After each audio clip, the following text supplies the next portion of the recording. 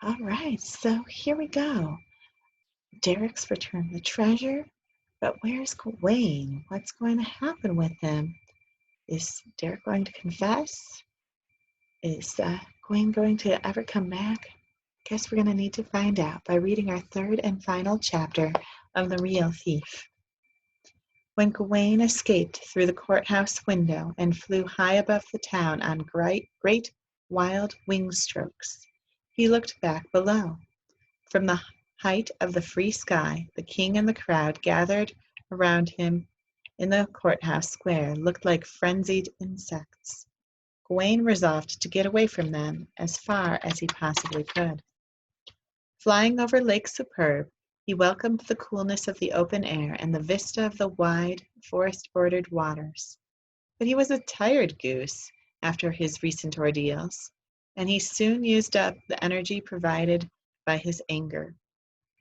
When he crossed the lake, he could go no farther, and he dropped into an open space in the woods. He rested against a hickory tree, breathing heavily and sensing his new surroundings. He had been in many places before, in this forest and in others, but he had not been in this particular spot. It looked strange. It also looked familiar, because it was just a place in the forest. He had not eaten the poor fare offered him in prison, and he was hungry, yet too tired to forage for food. He found a bed of rhododendron, burrowed under the leaves, and fairly well concealed, he fell asleep. When he awoke in the morning, he was surprised to see the rhododendron leaves above him. He quickly got his bearings, preened his feathers, but by force of habit, and went to look for breakfast. He moved warily at the edge of the lake, since he knew he would be hunted.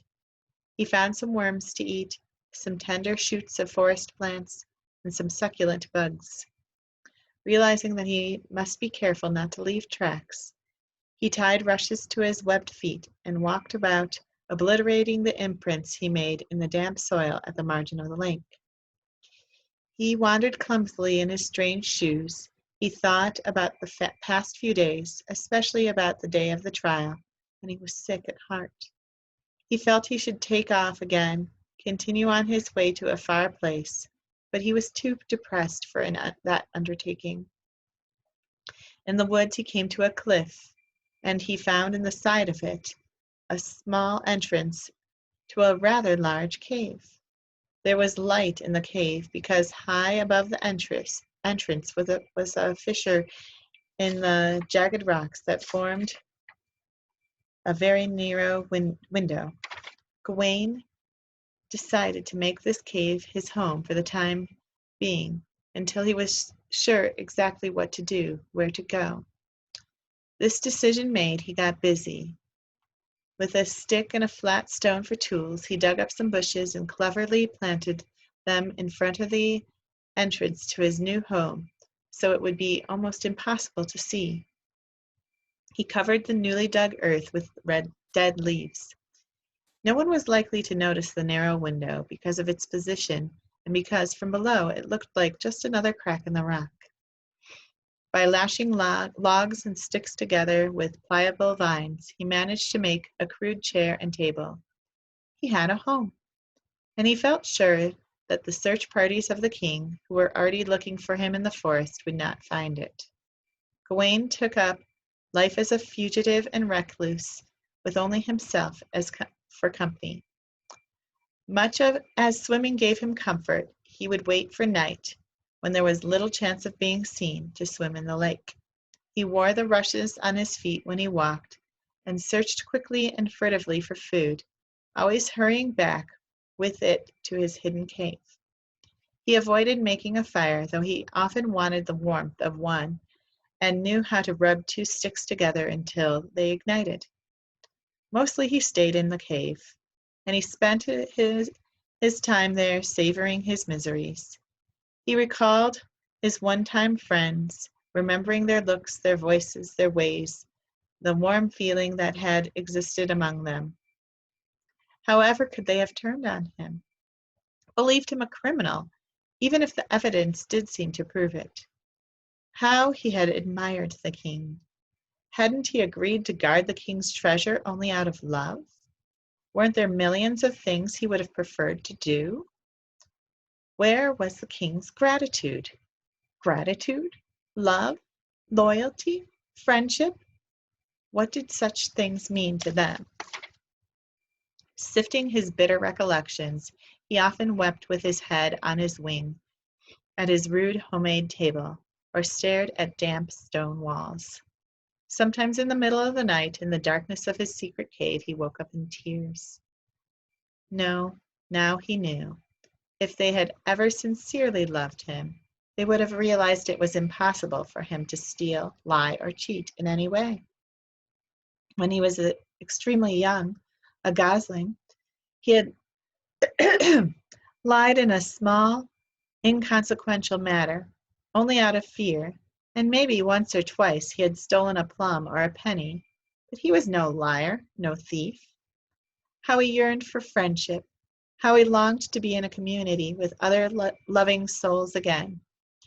"You are a disgrace to the kingdom." He couldn't forget that cruel sentence spoken by the king. It stuck in his brain.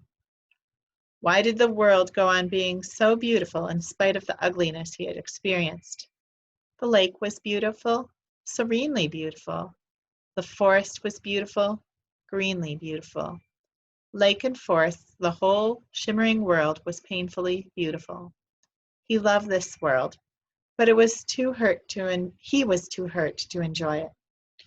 The king's scouts passed his hidden doorway many times. Peeping out from the cave, Gawain watched them as they beat about in the underbrush and moved on. He recognized every one of them, and sometimes he wanted to rush out and give himself up just to be able to talk again. After several weeks, they no longer appeared. They were looking elsewhere, and with a new purpose. They wanted to find him only to make amends, but Gawain didn't know that. He was beginning to get accustomed to his new environment. He made some improvements in his dwelling. He added a footstool and a carpet he wove out of rushes. He still bitterly remembered the injustices he endured, but he bravely went on living, and even managed to enjoy it ever so slightly. Had he ever been able to share his unhappiness with a friend, he would have been happier. With no one searching for him now, he was more lonesome, but a bit more relaxed. He still wore the rushes tied to his feet, and he still kept a wary eye, but he stayed out longer of his cave and wandered farther in the daylight, studying things such as the great variety of berries, thinking less about himself. He felt fairly safe. One day, extending his researches into a new corner of his domain, he was suddenly confronted with the mouse Derek, who emerged from under a large leaf. Gawain was electrified. He had given up the idea of ever again seeing anyone from his past life. "Gawain!" shouted Derek in his thin, shrill voice. Gawain stood still, fastened to the ground. "Derek!" he whispered hoarsely, staring at his old friend, amazed that he could still talk after this long silence. "What are you doing here?" "I've been looking for you," said Derek. Gawain laughed, or rather he made some sounds meant to be laughter. "I suppose you are going to subdue me, put me in irons, and bring me back to justice?" he said sarcastically. "Oh, no," said Derek. "The only reason they're still searching for you is that they want to ask your forgiveness. The king, everyone, they know it wasn't you." After a measure of silence, Gawain asked, "Do they know who it was?" "No," said Derek, "they don't know, but I do. It was me." "You?" "Yes, me," said Derek. "How do they know it wasn't I?" asked Gawain, staring at the little mouse in astonishment. "Because," said Derek, "I went on stealing after you flew away to establish your innocence." And he told Gawain the whole story of his thieving without malicious intent, his shock at Gawain's being found guilty at the trial, his wanting to confess and being afraid to, his suffering. Sometimes he stopped to cry, and when he found he was able to cry more in the presence of the one he'd wronged than he'd been able to by himself, his little body racked with sobs. Gawain broke down and cried with him, the hot tears coursing down his neck. He felt so many emotions, joy at having been vindicated and at being with Derek, anger at what had happened, misery that such things could happen, pity for Derek, bitterness towards his faithless friends and toward the king he had loved, longing for a good life, sweetness at thinking how beautiful it could be, and sorrow that it wasn't so. It was all too much for him. Can you ever forgive me? Asked Derek, forlorn. Gawain looked at the small mouse cowering by his rush-shod feet. I forgive you gladly, dear mouse, he said. I can see how much you've suffered, and we both know what suffering is. But never will I forgive those who used to call themselves my friends. These trees are more my friends than they were, and I'm certain I will never pardon the king. But they've suffered too, said Derek, the king most of all. Let him suffer, let them all suffer, said Gawain. I never want to see any of them again. But he did want to see them again. There was nothing he wanted more, and the mouse knew it. He lightly touched Gawain's grooved leg. That did it. Feeling the touch of a fellow creature, the warmth he'd been starved for so long, he relented. Yes, I do want to see them, he admitted. I want it very much. I forgive them. We all make mistakes, said Derek. Come and see my home, said Gawain. On the way, he explained his funny rush footwear. Derek laughed and Gawain undid the rushes. They had a pleasant meal in the cave and talked of many things. Why did you look for me here, Gawain asked, when all the others had given up looking in these woods? A hunch, said Derek. I thought you must be terribly dejected, and I knew that in your place I would not have had the heart to fly very far just yet.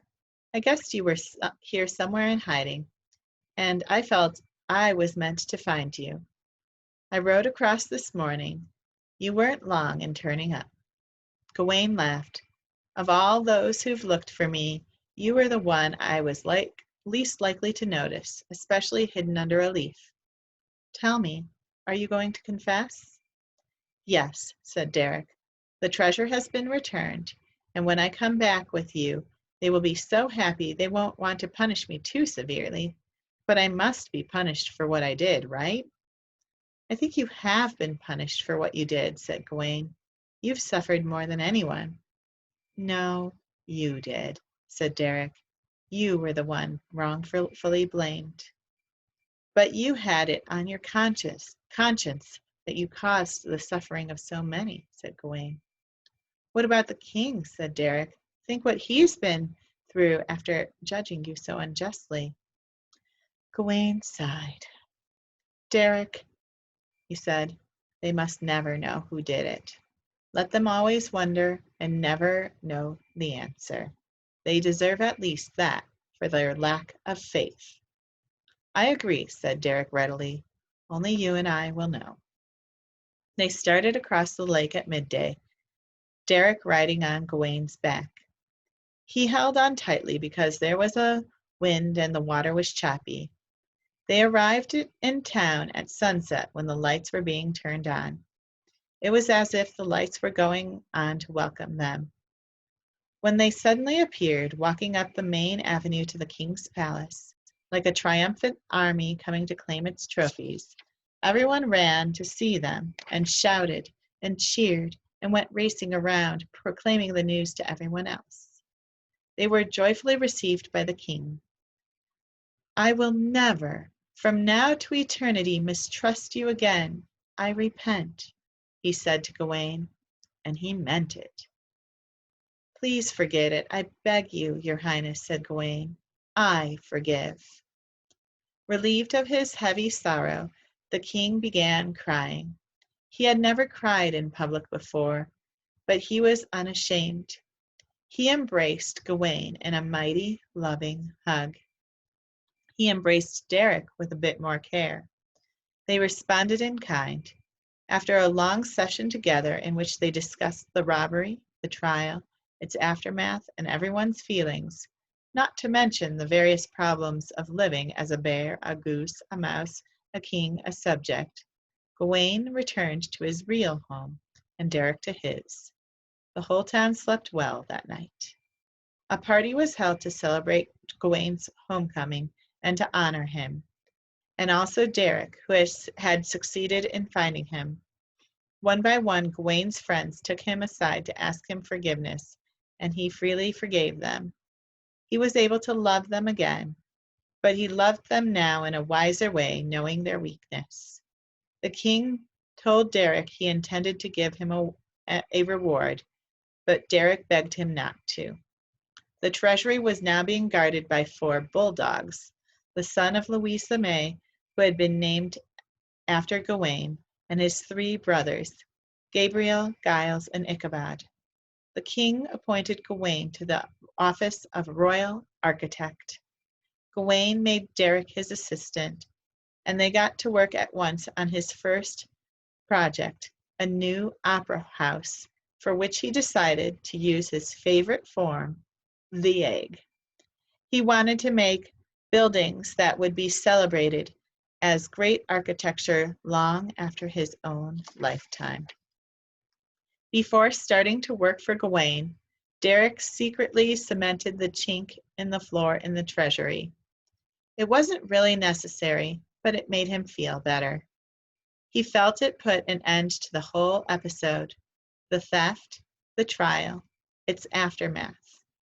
There was peace and harmony in the kingdom once again, except for the little troubles that come up every so often, even in the best of circumstances, since nothing is perfect.